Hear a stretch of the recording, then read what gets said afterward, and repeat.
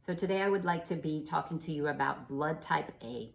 And I did not, before studying all this, I did not know that when people say the person has a type A personality, that it came from this. And I didn't confirm this on Google if it came or not, but it must have had, because it's so similar. It makes a lot of sense. So type A is exactly what you think.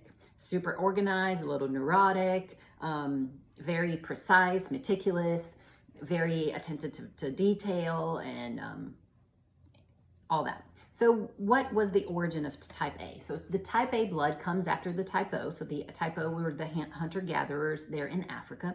Now, around the Middle East and Asia part, type A begins, and they start planting. So they start cultivating the land. And so they are more set in one place. They're not walking long distances like the other ones would, like type O were. They are not now in very close-knit communities. They're more isolated in their own land, just with their families. What else? They don't need to walk so much, so have that endurance. So type A bloods would typically not have a lot of endurance for long runs or long walks, more runs.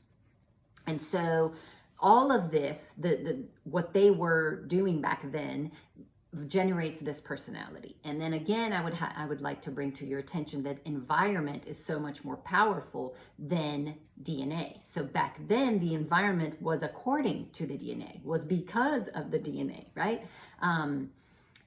Today, we carry the DNA, but our environment is so different. So many of the characteristics here may not manifest the way I am telling you. So these people are more serious than type O. They have to be very creative, because I guess they had to come up with solutions back then to irrigate, to fertilize, to grow, to harvest without any equipment. They're more reserved because they were a little bit more isolated. They can be impatient. I guess they want results like this. Very responsible, a little stubborn, very detail-oriented. They think a lot, and this is a very, because of the high cortisol, so these people tend to have more cortisol. Their anxiety comes from cortisol elevation in their blood, not from adrenaline like type O.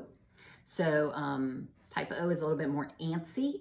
We are more ruminant thoughts and can have a lot of obsessive compulsive disorders because of all that too, because of all that cortisol. They tend to be more pessimistic and think of the worst, but they're very kind, and they put other people's interests above theirs, and they're very good listeners and very good friends, but they feel pressured in the presence of a lot of people. So they are more introverts. They need to restore and to relax. They need to be alone. So they like solitude, typically type A do. So they're extremely anxious, obviously, because of this high cortisol. They can be egocentric, so think about themselves too much. They would have less resistance because they would walk a little bit more and exercise more, and they like to sleep more as well. What else? They're a little bit more closed down, like not as open as type O. They have insomnia. They have digestive problems. So type A has a bit more fragile digestive system. They do not produce as much hydrochloric acid because they didn't need to. Their base of their intake was not meats like type O. They also do not have as much alkaline phosphatase, which is an enzyme in your small intestines that help you digest protein, but also helps you take out the calcium of the food and absorb it better. So we tend, eating a Western diet, eating an inadequate diet, to be lacking a little bit of calcium and also not digesting proteins as well. Also having a deficiency in B12 because we need the acid in our stomach to absorb B12 as well. What else? So yes, thinking about this anxiety for the type A, since it is cortisol based, right? The interesting thing to treat it is to manage cortisol, and we can do it with practices such as meditation, Tai Chi, Hatha yoga, walking in nature, what else? Pranayama. but also modulating cortisol with adaptogens like ashwagandha and cordyceps and even some other supplements.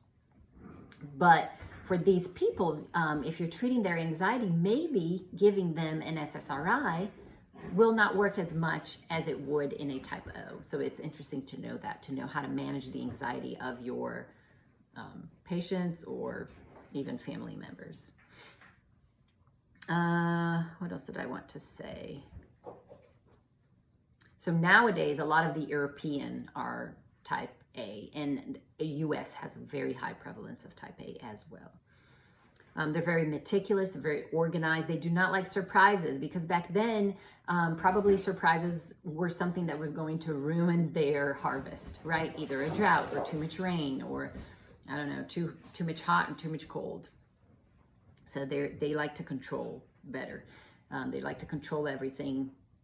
If you think of the situation that they lived back then, it makes sense, right? They had to have everything in control in order to have a good harvest. Okay, the diseases that are more prevalent in type A are the following: cardiovascular disease because of this cortisol, so hypertension as well. You know how I explain when stress constricts your veins, your arteries, and so you get hypertension. Cancer as well. It's speculated, this is not proven, that maybe cancer on its surface has a type of protein that is very similar to the A protein that our bodies recognize itself, so we don't fight it off as well. And so for these people, we don't want to have them exercise very vigorously or do competitive exercise or competitive sports, because it'll just make them more cortisolic. It'll just raise their cortisol more and have them be more anxious. So you want to do hatha yoga, which is shown in studies to excrete more cortisol in urine. Tai Chi, as I said, meditation, pranayama, walks, and being in nature, not only to modulate cortisol, but also to decrease your blood pressure, as that has forest bathing is shown to decrease blood pressure. And then obviously, if you're more susceptible to cancer and having a lifestyle that does not promote cancer, right? Having an adequate diet, a good sleep, and all that. They're also more susceptible to have liver problems. So gallstones and problems in the tubes that go from the gallbladder to the liver, from the liver to the gallbladder as well. So that's what I had today for type A, and I would love to know if you identify yourself as a type A.